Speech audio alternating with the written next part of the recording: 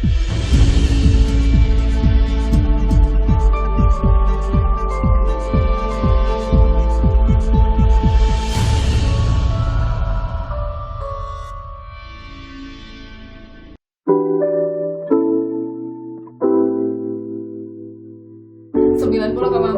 Sonora Medan, sahabat Sonora. Kembali kita lanjutkan Sonora siang hari ini mengenai Indonesia bebas TBC.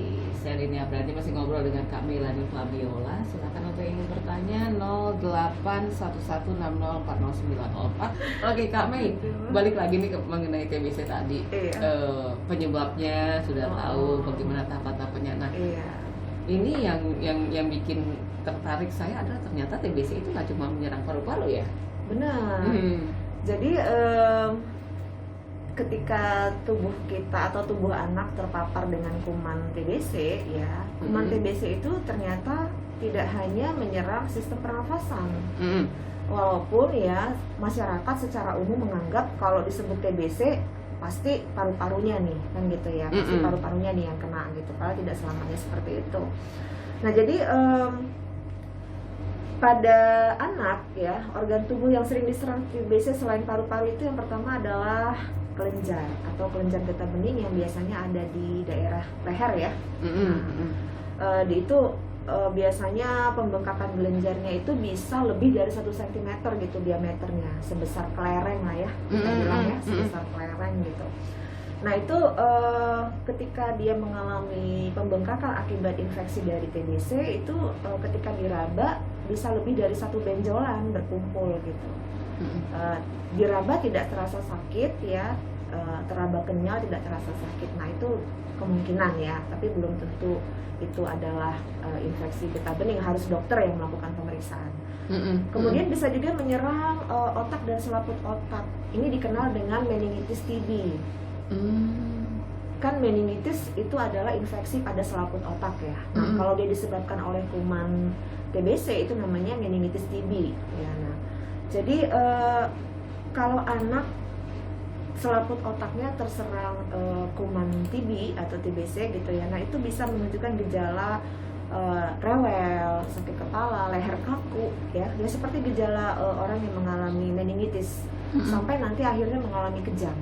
Nah, ini juga bisa merupakan salah satu tanda dari meningitis TB pada anak. Selain itu juga bisa menyerang pada tulang. Pada tulang. Jadi ada namanya TBC tulang, pernah dengar ya, Mbak Rin? Kalau tulang saya pernah dengar. Pernah dengar ya.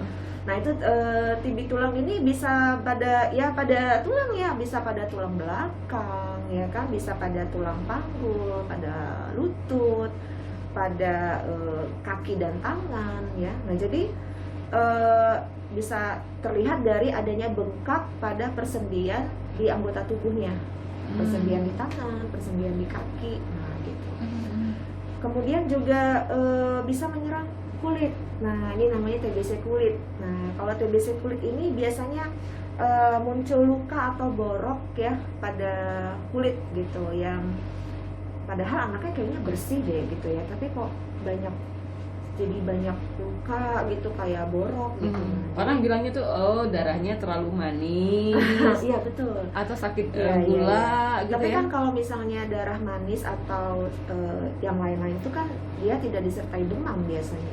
Tapi kalau dia ada disertai demam yang tidak kunjung sembuh dalam waktu yang lebih dari 2 minggu, kemudian kulitnya mulai banyak muncul luka dan borok gitu ya, dan boroknya itu khas tampilannya, dan itu dokter yang lebih paham ya, ini borok karena infeksi luka karena mungkin ya di garuk-garuk gitu ya, garuk-garuk luka, itu kan tentu beda ya tampilan lukanya dengan luka borok akibat TBC kulit gitu Mbak Rin.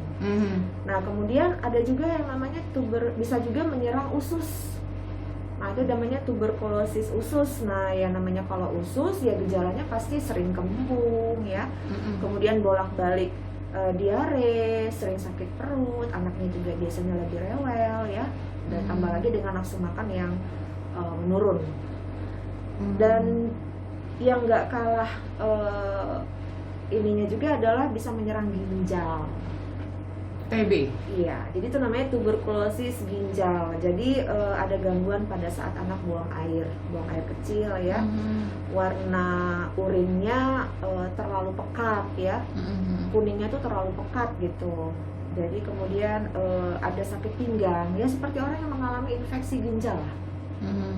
Jadi minumnya biasa, minumnya cukup banyak, tetapi jarang buang air kecil ya. Kalaupun buang air kecil, volume urinnya lebih sedikit, kemudian warnanya lebih pekat. Nah ini juga bisa merupakan tanda dari infeksi TB pada ginjal anak. Jadi makanya orang tua itu harus deteksi sejak awal sih. Jadi kita itu kepinginnya orang tua itu aware ya, bisa aware ya, dan juga bisa mendeteksi ini kapan anak harus dibawa konsultasi ke dokter. Nah, kapan itu pemeriksaan TBC anak? Mungkin kalau yang untuk pemeriksaan kelenjar getah bening di belakang leher itu mungkin lebih paham dokter ya. Jadi maksudnya begini, ketika orang tua membawa ke dokter, barulah dokter melakukan pemeriksaan. Ternyata kelenjarnya ada pembengkakan nih, gitu. Jangan-jangan TBC nih kan gitu ya. Nah, itu mungkin dokter yang lebih paham ya kan dari. Tapi paling tidak orang tua itu harus tahu kapan dia harus membawa anaknya konsultasi ke dokter. Nah, khusus untuk kasus TBC ini adalah yang tadi kita sebutkan di awal. Ketika anak sudah mulai demam-demam, walaupun tidak terlalu tinggi, tetapi sudah lebih dari beberapa hari demam-demam, ini harus dibawa gitu. Jangan kita tetap bertahan dengan pengobatan warung gitu ya. Karena kan kalau kita minum obat warung, demamnya mungkin turun. Tapi 2 hari kemudian demam lagi, minum lagi obat warung, turun. 1 hari kemudian demam lagi, minum lagi obat warung, turun. Akhirnya minum obat warung pun tidak turun juga. Nah, ini kan kelamaan gitu loh. Jadi jangan terlalu nyaman dengan pengobatan-pengobatan yang biasa di rumah gitu. Jadi ketika anak sudah ada gejala demam berhari-hari tidak turun, itu sudah merupakan salah satu tanda orang tua harus segera bawa anaknya konsultasi ke tenaga kesehatan. Nah, nanti biasanya dokter akan menanyakan ya riwayat keluhan anak, gejala anak, kemudian melakukan pemeriksaan fisik. Nah, jika dokter menemukan tanda-tanda yang mencurigakan ke arah TBC, itu biasanya akan dilakukan pemeriksaan lain, misalnya ronsen ya, ronsen paru, kemudian pemeriksaan tuberkulin di kulit ya, namanya tes mantu tes. Ada cairan yang disuntikkan di bawah kulit anak. Nah, kalau misalnya dia melebar dan membengkak, nah itu salah satu pertanda ada infeksi TBC dalam tubuh anak. Juga disertai dengan pemeriksaan dahak ya, pemeriksaan darah dan sebagainya. Nah, baru nanti tegak tuh diagnosanya TBC atau bukan. Dari segi usia, anak berapa sih yang bisa kena TBC ini? Ya mulai dari bayi sampai dalam setiap tahap kehidupan gitu. Bayi juga bisa terpapar loh. Bukan berarti kalau udah gedean dikit gitu ya. Enggak, ya mulai dari bayi juga sudah bisa terpapar. Misalnya ketika ibu yang selama hamil mengalami TBC ya. Kemudian ketika dia melahirkan, TBC-nya belum betul-betul bisa disembuhkan karena kan pengobatan TBC ini lama ya Mbak Rini.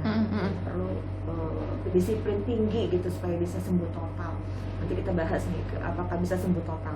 Nah, ketika dia melahirkan bayinya, menyusui tanpa masker ya, menyusui langsung tanpa masker ya. Nah, kemudian tidak menjaga kebersihan pada saat menyusui. Nah, itu anaknya ya bayinya bisa tertular TBC Mbak Rini. Jadi tidak memandang usia infeksi TBC ini. Oke, jadi itu TBC apakah juga bisa merupakan penyakit yang diturunkan? Oh iya, TBC bukan penyakit turunan. Jadi dia tidak bisa diturunkan. Artinya begini, kalau ibunya TBC, anaknya lahir dengan TBC gitu ya. Tidak, karena dia kan infeksi disebabkan oleh kuman. Jadi harus ada dulu kumannya, baru bisa TBC gitu. Berarti besar kemungkinan sembuh ada ya. Tapi nanti kita bahas di sesi selanjutnya ya. Sekaligus juga untuk sahabat Sonora yang masih ingin bertanya, silakan 081160040904. Itu pertanyaan saya terakhir Kak Mei, merupakan pertanyaan dari 08821819 sekian. Apakah penyakit TBC itu penyakit yang bisa diturunkan? Oke. Kita akan kembali sesaat lagi.